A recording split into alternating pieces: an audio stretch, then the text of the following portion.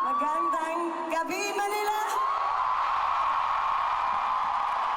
Karaoke mode down memory lane ang maraming fans sa two-night concert ng Irish band na The Horse sa Quezon City.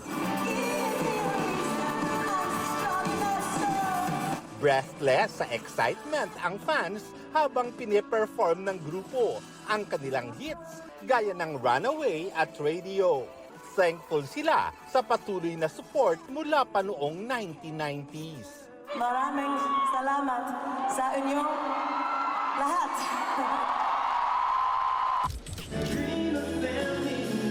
Nostalgia trip din ang batang 90s sa Valentine's concert ng British-Norwegian boy band na A1.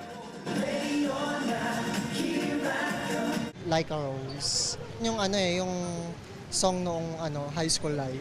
Every time, Like a Rose. Ito yung mga kanta ng A1, yung talagang teenage years ko na nagpakilig sa akin.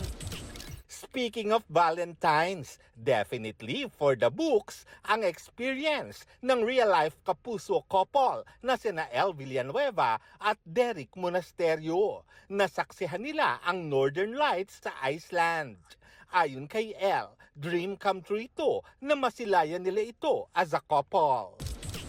Birthday at Valentine's message in one naman ang mensahe ni Chloe San Jose para sa boyfriend na si two-time Olympic gold medalist, Carlos Yulo. Very grateful si Chloe sa kanyang favorite person as he turns 25. Ang wish niya para kay Carlos, matupad ang lahat ng kanyang pangarap at makapag-celebrate sila together forever. Abot tenga nga ang ngiti ni Carlos habang hawak ang kanyang birthday cake. Sa photos na may caption na Ho Chi Minh City, Vietnam. Si Miguel Tan Felix naman nag-share ng kanyang moment kasamang Olympic champion na tila naging judge naman ng kanyang training sa pagbabackflip. Pasado nga kaya ito kay Carlos? Bro, ano masahe mo doon? 10 yan.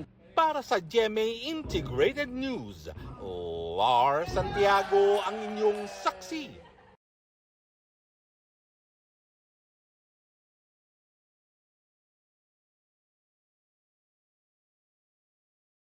Mga kapuso, maging una sa saksi.